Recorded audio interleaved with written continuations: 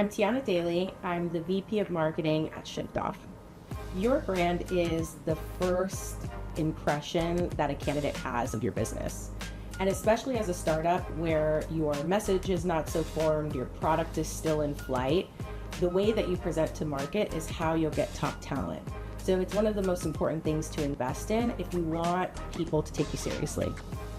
So for me, it's one of the key priorities I like to work with the leadership team on.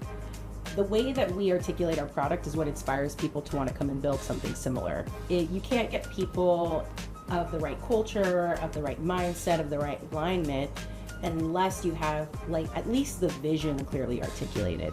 So oftentimes what we find in our work at Inbar Collective, working with early stage startups, you're still trying to figure out product market fit. You're still trying to put everything together.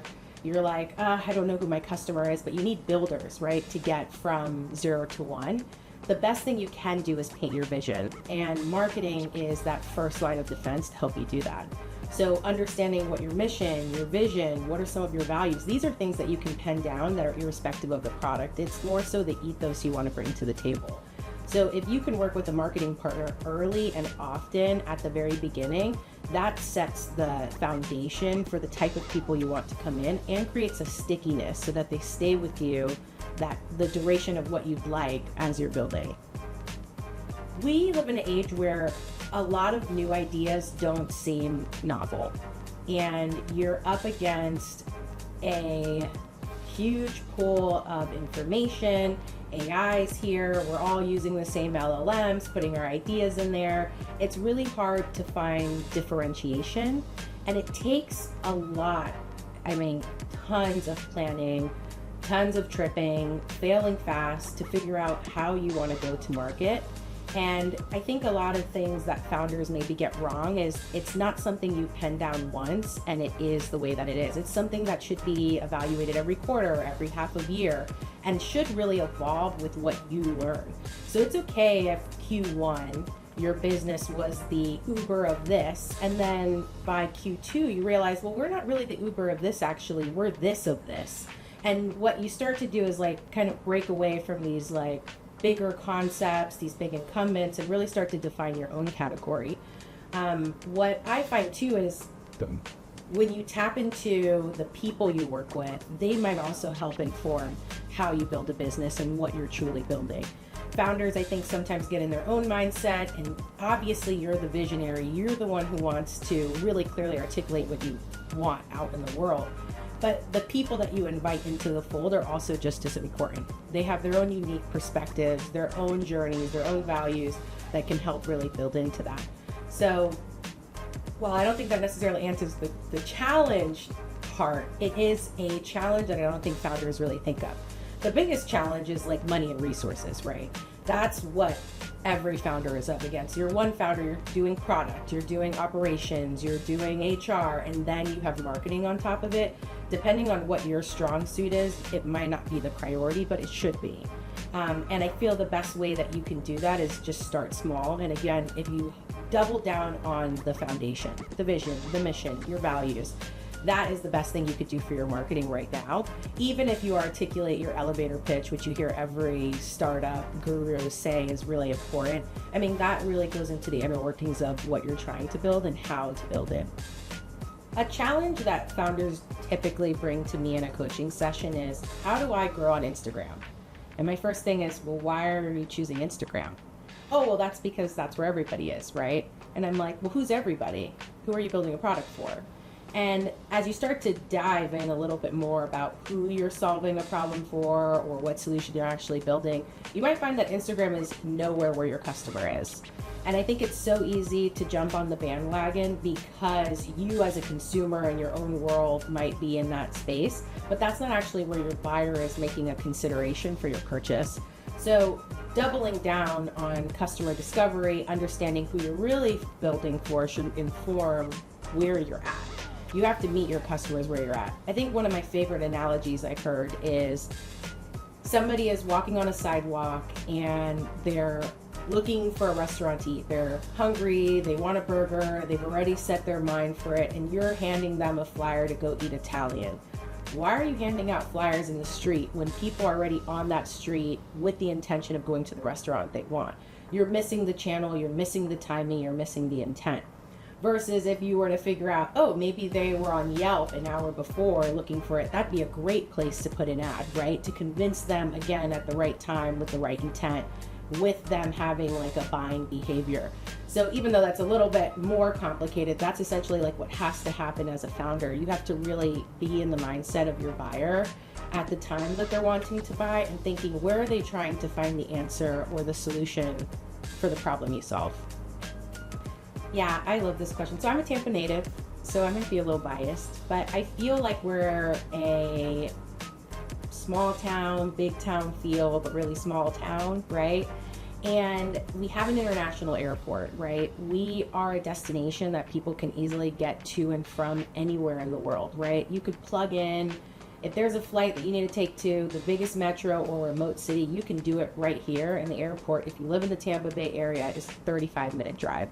That connectivity alone makes Tampa super attractive. Now, at one point, it used to be a fair place to live. It's getting a little pricey if you look at the Water Street Channel side bit, but overall, the quality of life, the connectivity that you're promised to the rest of the world is what I think makes it super attractive. And I think what's different here than, let's say you were building in New York or Los Angeles, the degrees of connection are a lot smaller. It's easy for you to know somebody who knows somebody, and I find that people are willing to make that introduction, especially if you have the equity that makes it worth it for them. And when you take yourself seriously and you go to others who can also see that you do that too, connecting the dots for you is the lowest barrier and sometimes something that people are really willing to do. That is what makes our community really special, and I think something that has grown over time as more startups are building here.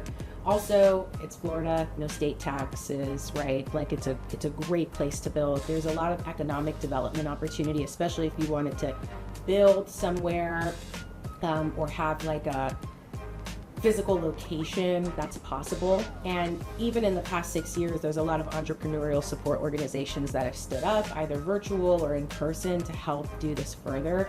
I'm not going to name them because I don't really like them, but there are accelerators that you can plug into that are flying in national investors, national talent, national startup founders, and like you're now able to collaborate with these people that otherwise aren't in your backyard.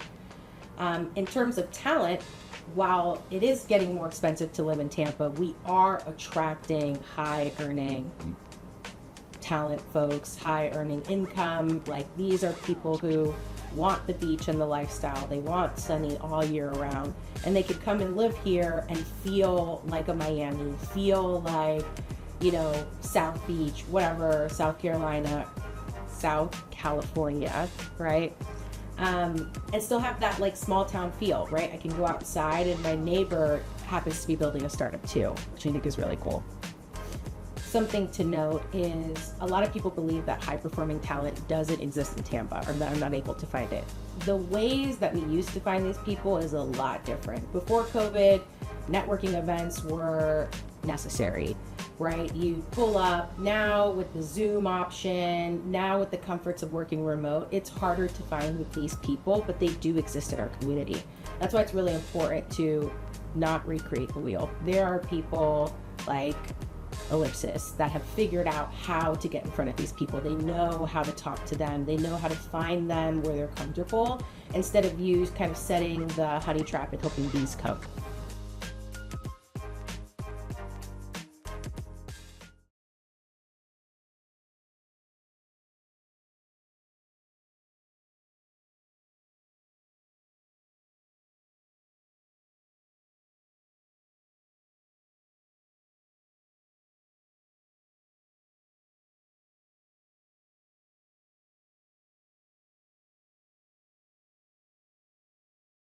I'm Tyana Daley. I'm the VP of Marketing at Shyftoff.